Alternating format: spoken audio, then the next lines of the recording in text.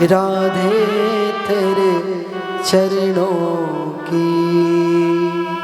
बोले राधा रानी सरकार की जय। वहां से जब उद्धव जी महाराज आए, भगवान को मिले और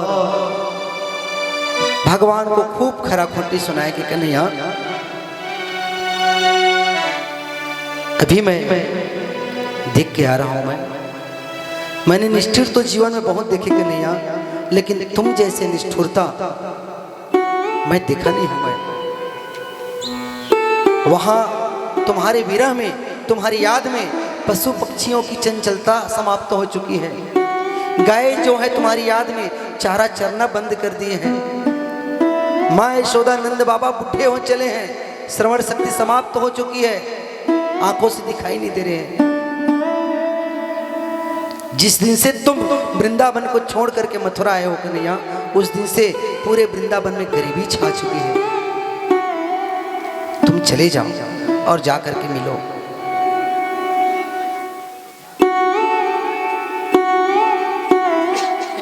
भगवान ने कहा उद्धव अब आया तुम्हें होश।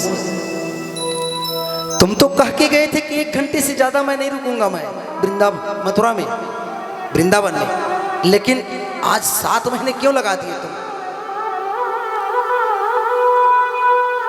उद्धव मैं चाह ही रहा था। बोले तुम्हारे ज्ञान में तो हो गया था अहंकार। ध्यान दीजिएगा इधर, कथा की सार। मेरे भाई बहन याद रखिएगा, आपके पास खूब ज्ञान है, लेकिन जब तक के उस ज्ञान में प्रेम नहीं है, भक्ति नहीं है, तो ज्ञान व्यर्थ है। जब तक के उस ज्ञान में अरुण भैया भक्ति नहीं है, प्रेम नहीं है, तो ज्ञान कोई काम का नहीं है। उद्धव ज्ञानी तो थे, लेकिन उनके पास प्रेम नहीं थे, अहंकार था उनको ज्ञान में। और सुनेगा, गोपियों के पास भक्ति थी, प्रेम थे, लेकिन गोपियों के पास ज्ञान नहीं था। दोनों को दोनों की जरूरत थी। उद्धव को प्रेम की जरूरत थी और गोपियों को ज्ञान की जरूरत थी, और दोनों को दोनों मिल गए।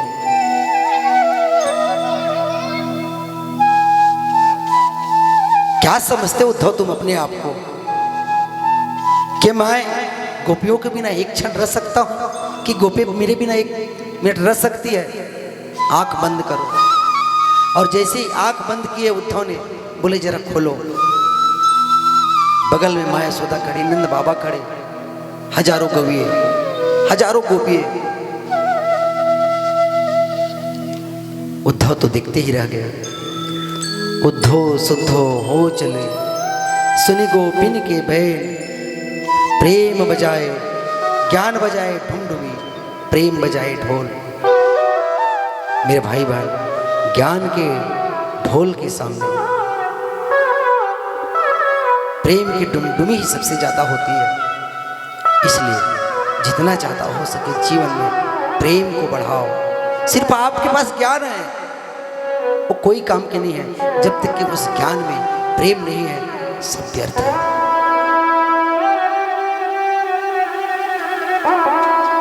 भगवान कहते हैं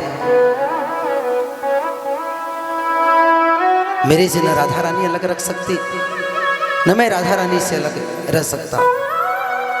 मैं ही राधा हूं और मैं ही कृष्ण हूं। तस्मात् ज्योतिर्भवेत् वेदासी राधा माधव रूपकम। गोपाल सहस्त्र नाम में श्लोक लिखा है, तस्मात् ज्योतिर्भवेत् वेदा श्री राधा माधव रूपकम।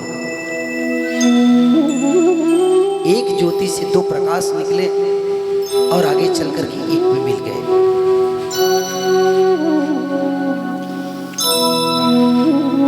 उद्धव को भक्ति का सर्वांग दर्शन हुआ। यहीं पर दसम स्कंद का पूर्वार्ध विश्राम होता है। उसके बाद इसकी आगे की कथा आप सबों ने कल सुनी थी। कंस की 2 पत्नियां अस्ति और प्राप्ति अपने पिताजी जरासंध से जाकर के शिकायत की। 23 छोड़ी सेना लेकर के आए।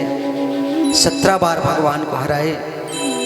18वीं बार भगवान ने स्वयं ब्राह्मणों के लिए हार मान करके चले गए, छोड़ दिए और पर्वत पर जा चढ़े। जरासंध ने आग लगवा दी पर्वत पर। एक काल्यवन नाम के राक्षस को भेजा। मुचकुंद महाराज जी के द्वारा उस काल्यवन राक्षस को मरवाया और उस पर्वत से ऐसी छलांग लगाए, सीधे समुद्र में गए भगवान। एक ही रात में विश्वकर्मा को आदेश देकर के द्वारिकापुरी का निर्माण किया। बलराम जी का विवाह रेवत नाम के राजा की पुत्री रेवती से हुई और हमारे कन्हैया द्वारिकाधीश का विवाह राजा भीष्मक रुक्मी की बहन रुक्मणी के साथ हुआ। सब लोग यहाँ तक कि कल दर्शन किए और खूब उत्सव भी मनाए। सुखदेव जी महाराज कहते हैं कि राजा परीक्षित द्वारिका आ जाने के बाद भी भगवान के दुश्मनों की कमी नहीं है। भगवान के एक पुत्र हुए रुक्मिणी से, जिनका नाम प्रद्युम्न, जिसके जीवन में अच्छी चीज का प्रकाश हो उसे प्रद्युम्न कहते हैं। लेकिन भगवान के दुश्मनों की यहां भी कमी नहीं। एक संबरासुर का नाम का राक्षस आया और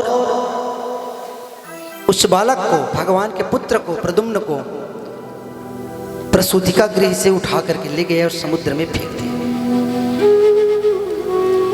उसको मछली ने निगल लिया। एक मछुआरे उसको पकड़ करके स्वयं उस संबरासुर के यहाँ लेकर के आए। मछली के पेट को काटा तो उस बालक ने जन्म लिया। संबरासुर राक्षस ने उसको, उस बालक को, उनके यहाँ काम करने वाली थी जिसका नाम था विद्यापति, उसी को सौंप दिया उस बालक को और कहा उनसे, आज के बाद ये तुम्हारा पुत्र, इसका लालन पालन तुम करो।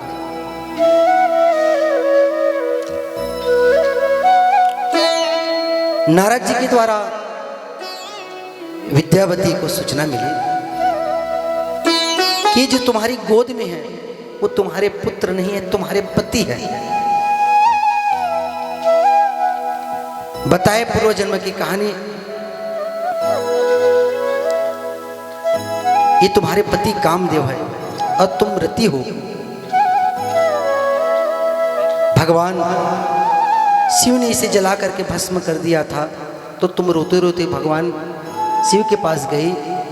भगवान ने आश्वासन दिया कि जब यदुवंश कृष्ण अवतारा हो ही हरण महामही भारा, कृष्ण तनय हो है पति तोरा, बचन न था हो न मोरा। धीरे धीरे प्रद्युम्न जी महाराज बड़े हुए और बड़े हो करके सम्रासुर राक्षस का वध करके अपनी पत्नी को लेकर के चले गए द्वारिका। जब तक के प्रद्युम्न महाराज जी बड़े हुए और जब तक कि द्वारिका पहुंचे, तब तक भगवान ने 16,107 के साथ विवाह और कर चुके थे। सुखदेव जी कहते हैं कि राजन, भगवान की दूसरी पत्नी का नाम था जामवती। कथा आप सब लोग जानते हैं। और कथा के इतने प्रेमी, सच कहूं मेरे भाई बहन, कथा तो मैंने कई जगह किया है, लेकिन मैं रोज़ चर्चा कर रहा हूँ। जो भी बैठने जाते हैं उनसे मैं कह रहा हूँ, और बड़ा ही नहीं कर रहा हूँ मैं, कि कथा सुनने वाले तो मैंने बहुत देखे हैं, लेकिन जो दर्रा भाटा में मैंने श्रोता देखी है वो आज तक मैंने कहीं नहीं देखी है। इतने चाव से कथा सुनने वाले, इतने भाव से, इतने प्रेम से, जो एक बार आकर के 2 बजे बैठ जाते हैं, जो 7 बजे तक जमे रहते हैं।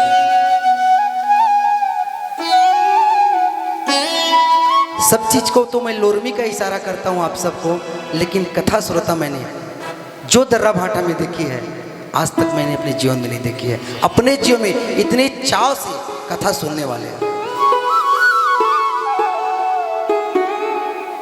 राजा परीक्षित कहते सुखदेव जी महाराज से कि महाराज,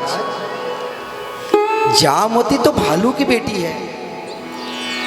अब ध्यान दीजिएगा इधर, बहुत प्यारी कथा।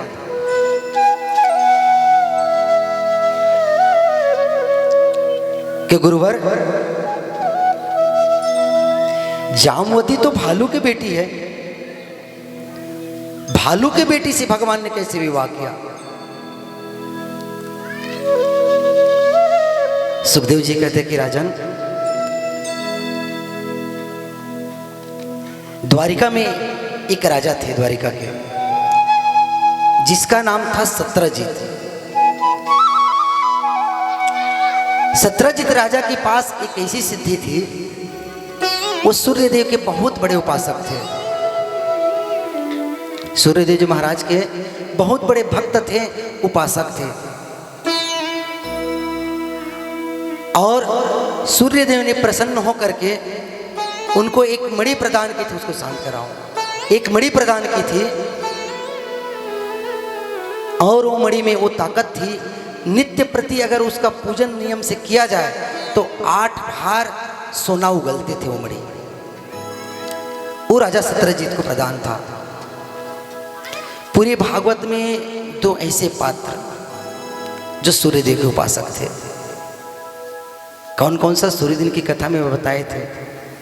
दिनेश्वरी दीदी नहीं जाना चाहे? मोहन भैया,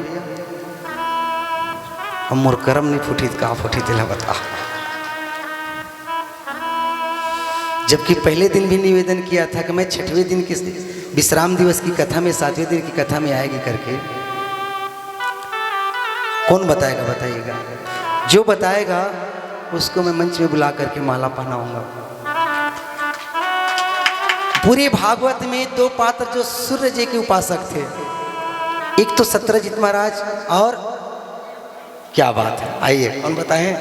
आइए आइए, बिल्कुल आइए विजय भैया, जोरदार ताली बजाओ। कम से कम उन्होंने कथा तो सुनी है।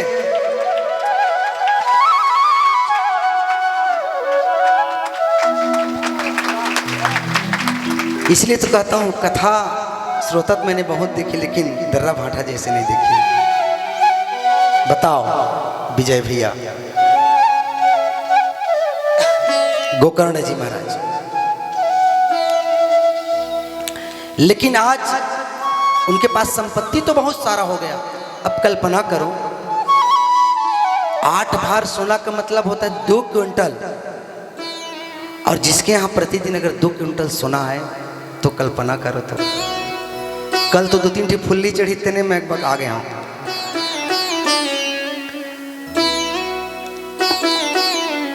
और जिसके यहाँ 2 क्विंटल सोना मिले, देखो क्या होगा उनको। निवेदन करो मेरे भाई, ज्यादा धन का दुरुपयोग नहीं करना चाहिए। वो क्या किया, राजा सत्रजीत ने वो मणि को गले में धारण करके एक दिन भगवान के सुधरवा सभा में पहुंच गए। और मणि तो मणि है, प्रकाश तो देगा ही। सुधरवा सभा में पहुंचे तो भगवान कृष्ण ने उनसे पूछा कि सत्रजीत, एक बात बताओ, तुम्हारे घर में कितने लोग हैं? बताए कि मैं, मेरा छोटा भाई, मेरा पत्नी और मेरी एक पुत्री है। केवल 4 लोग। भगवान ने कहा, द्वारिकाधीश कन्हैया ने, एक काम करो सत्रजीत, ये मणि मुझे दे दो, ये तुम्हारे कोई काम का नहीं है, ये मेरे काम का है, क्योंकि मैं राजा हूँ। अगर मेरे राज्य में कोई दुर्भिक्षता आएगी तो इनसे खर्च करके मैं अपनी प्रजाओं का पालन करूंगा मैं। और नहीं दिए, वो आ गए। भगवान ने तो मंगे उनसे, नहीं दी भाई, नहीं का तो कोई इलाज नहीं है, कोई बात नहीं, तुम्हारी मणियां ले जाओ। और वापिस आ गए। आकर के घर में रखा। एक दिन उनका छोटा भाई प्रसेन, जिसका नाम प्रसेनजीत है, उन्होंने मन में विचार किया, ये मणि को बड़े भैया रोज गले में धारण करके घूमने के लिए जाते हैं, बहुत सुंदर लगता है, क्यों ना आज मैं इस मणि को अपने गले में धारण कर लूं और आज मैं भी जंगल चले जाऊं आखेट के लिए, शिकार के लिए। और वो मणि को धारण करके शिकार के लिए चले गए। अचानक उस मणि के ऊपर एक शेर का नजर पड़ा और शेर ने प्रसेनजीत को मार दिया और उस मणि को छीन करके चले गए। उस शेर के मुंह में नजर पड़ा एक भालू को।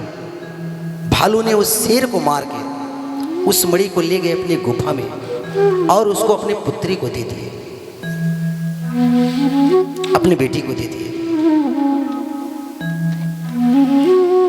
अब इधर देर रात तक जब प्रसेनजीत घर वापस नहीं आए तो पूरे द्वारिका में हल्ला हो गया कि प्रसेनजीत को कोई मार दिया, प्रसेनजीत को कोई मार दिया।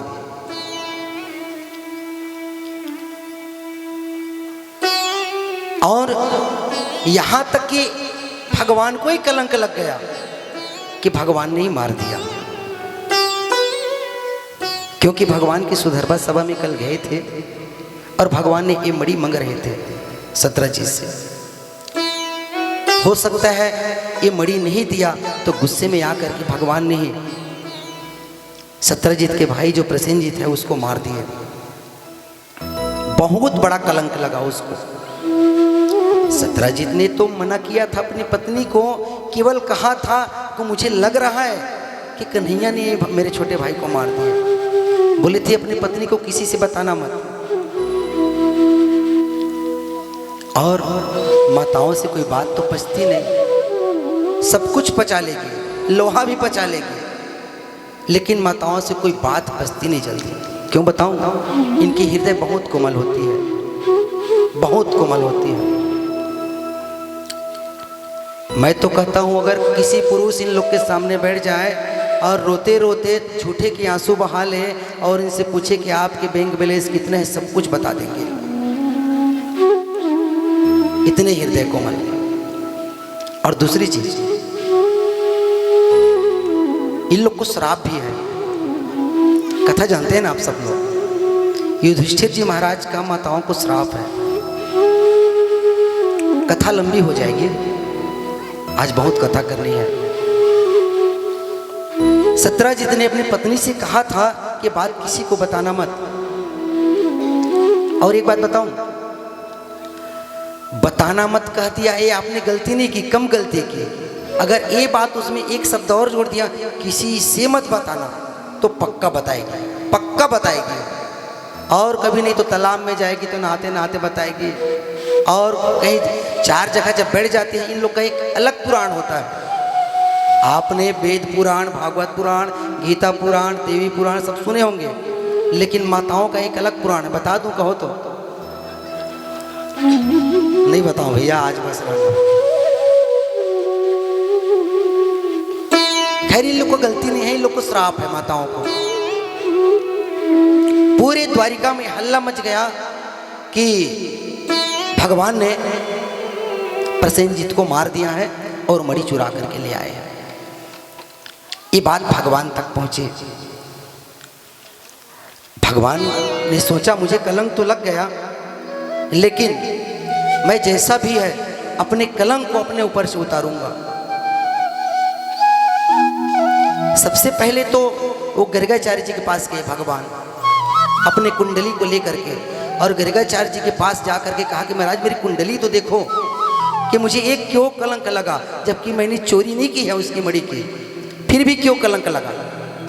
गर्गाचार्य जी महाराज ने कहा कि कन्हैया तुम सच बताओ, तुमने अपने जीवन में कभी भादों की चौथ की चंद्रमा तो नहीं देखी है। भगवान ने कहा महाराज मैं तो देखा हूं, बस कारण वही है। इसीलिए आज भी परंपरा है, परिपाटी है, कहते हैं कि भादों की जो चौथ की चंद्रमा होते हैं उसको नहीं देखा जाता, उसको देखने से कलंक लगता है। भगवान ने कई सैनिकों को लेकर के जंगल की ओर गए। जंगल की ओर जब गए तो प्रसेन की लाश मिली उनको, और थोड़ा आगे गए तो शेर के पांव के निशान मिले, और उस शेर के पांव को निशान को देखते देखते देखते गए तो शेर भी मरा मिला उस भगवान को। उनके थोड़े आगे गए तो भालू के पांव के निशान मिले। भालू के पांव के निशान को देखते देखते गए तो एक बहुत बड़ा गुफा मिला। उस गुफा में भगवान प्रवेश किए, अपने सैनिकों से कहा तुम कुछ दिन तक मेरी राह देखना, मुझे पक्का पता है कि वो मणि जो है इस गुफा में ही है, कुछ दिन तक मेरी राह देखना। अगर मैं 10-20 दिन में बाहर ना आऊं इस गुफा से तो तुम वापिस चले जाना द्वारिका। और भगवान उस गुफा के अंदर प्रविष्ट हो गए। वहां जब गुफा में देखा तो पूरे गुफा प्रकाश में थे उस मणि के नाम से, और जो जामवंत के जो पुत्र थे जामवती, उस भालू को जामवंत कहते हैं, उनकी जो पुत्री थी जामवती वो उस मणि से खेल रहे थे। भगवान जामवंत से कहा कि मणि मुझे दे दो, मणि मेरी है, इसके वजह से मेरे को कलंक लगा है। जामवंत ने कहा कि महाराज ये चीज तो, ये मणि तो मैं अपनी पुत्री को दे दिया हूं मैं, और जो भी मैं एक बार अपनी बेटी को दे देता हूं, मैं अपनी पुत्री को दे देता हूं, फिर इसको वापस नहीं लेता मैं कभी, मैं इसको दे चुका हूं मैं।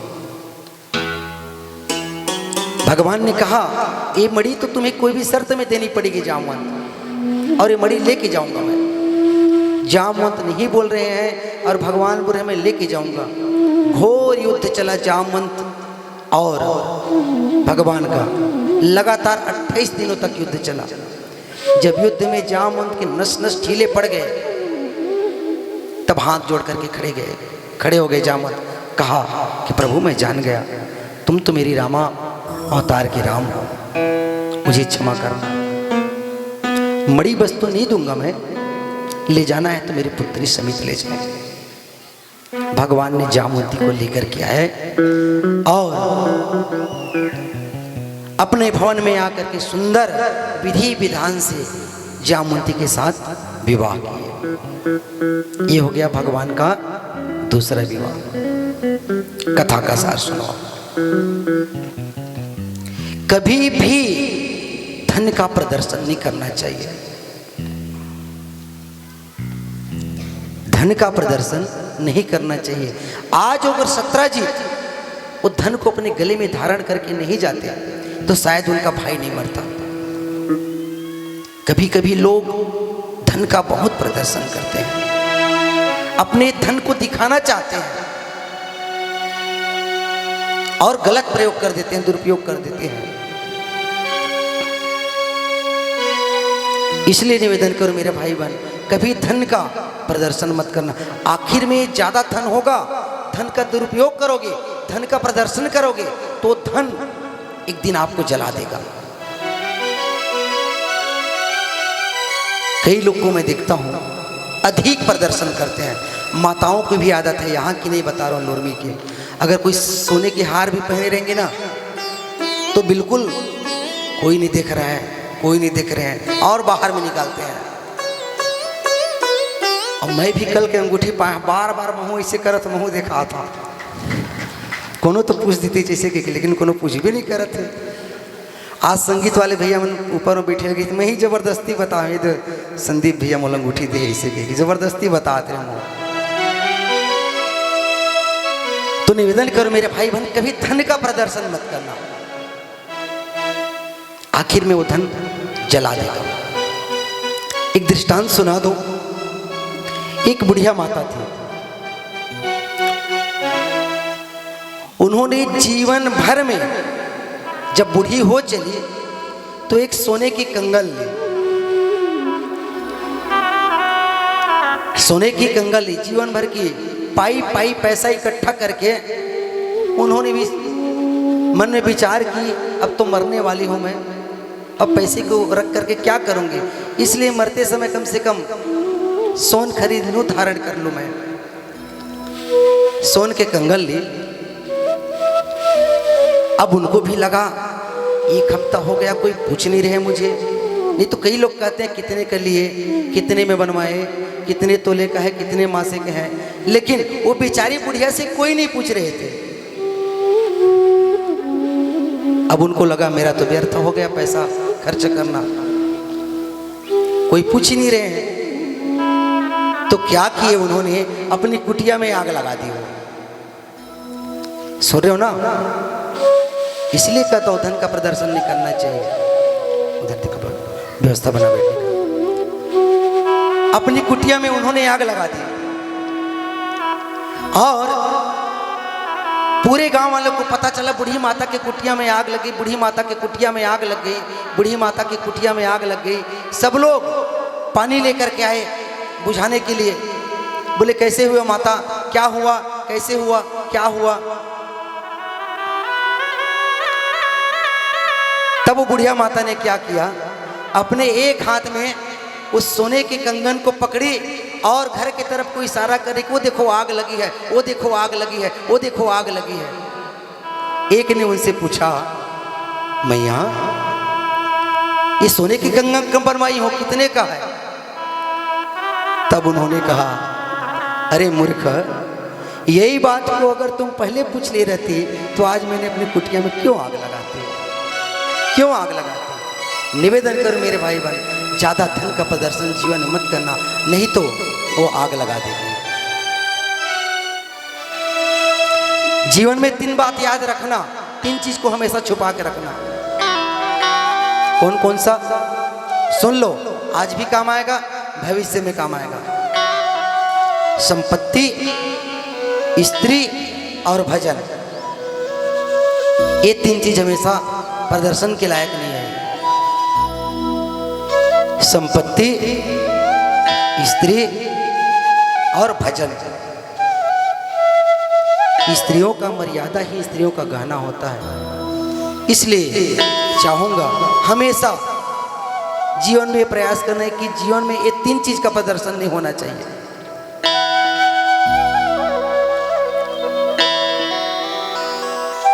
भगवान वो मणि को लेकर के आए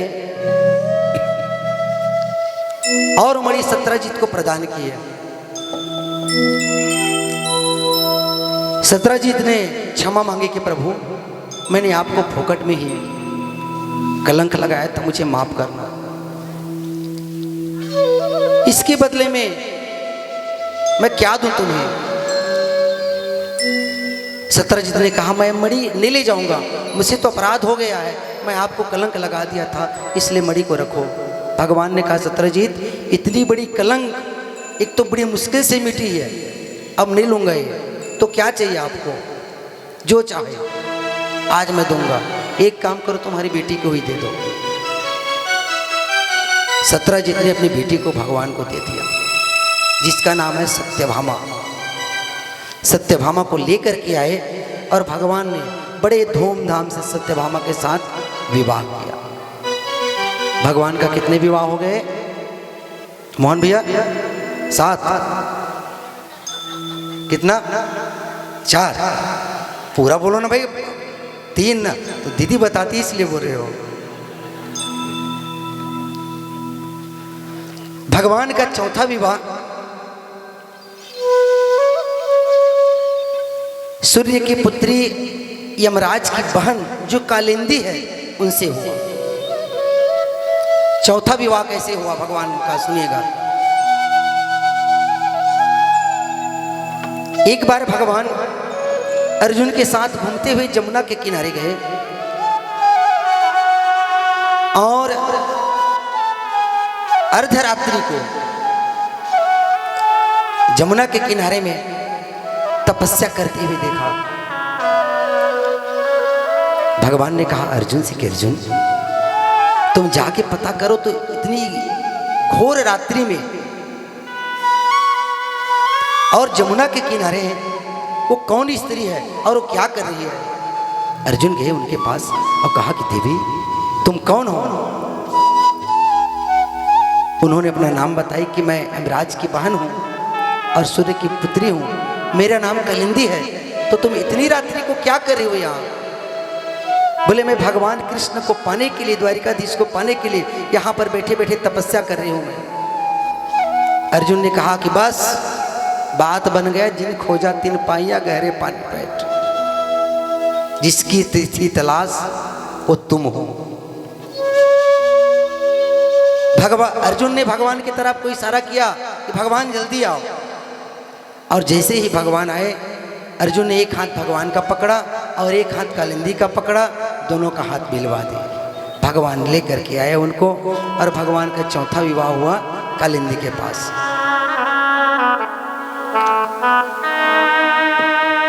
भगवान का पांचवा विवाह हुआ मित्रविंदा के साथ। ये मित्रविंदा, विंद और अरविंद नाम के दो राजा थे, दोनों सगे भाई थे। दोनों की परम लाडली बहन, बहुत प्यारी बहन ये मित्रविंदा थी। भगवान ने पांचवा विवाह मित्रविंदा के साथ किया। भगवान का छठवां विवाह नग्नजिती के साथ हुआ।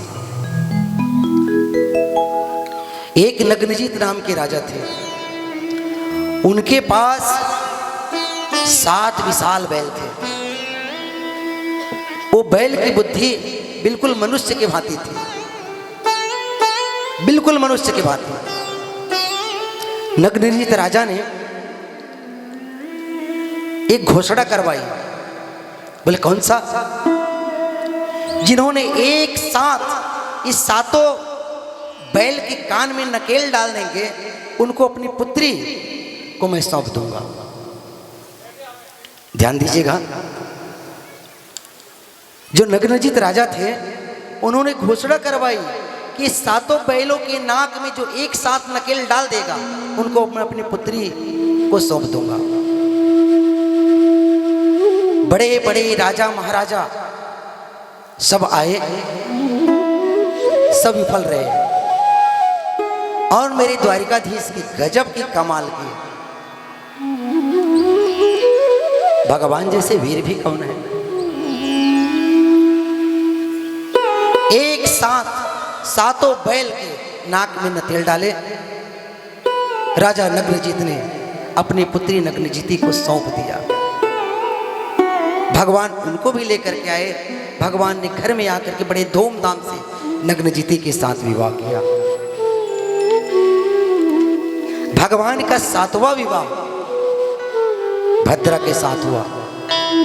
एक राजा थी देवी नाम की, बड़ी परिक्रमाई पराक्रमी स्त्री थी, अपने राज्य का संभालती थी।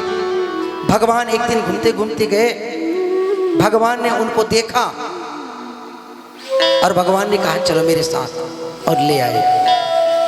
भगवान का 7वां विवाह भद्रा के साथ हुआ और भगवान का 8वां विवाह लक्ष्मणा के साथ हुआ। ये भगवान के हुए 8 विवाह।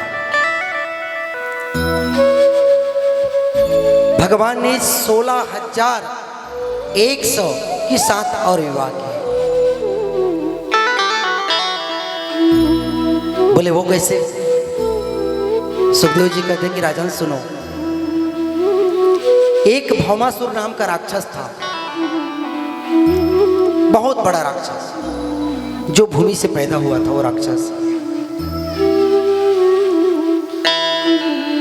राक्षस अपने मन में संकल्प किया था कि जब मेरे पास भी 20,000 कन्याएं एकत्रित हो जाएगी तो एक साथ मैं पानी ग्रहण करूंगा उनके साथ। ये मन में भाव लेकर के जहां से जो कन्या पाते उसको उठा करके लाते अपने कैद में रखते उनके लिए एक भवन बनवाए थे।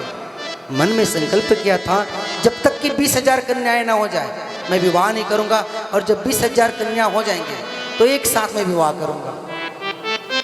जहां से जो कन्या पाते जबरदस्ती किसी के घर से उठा के किसी से लूट के अपने घर में डाल देते उनको।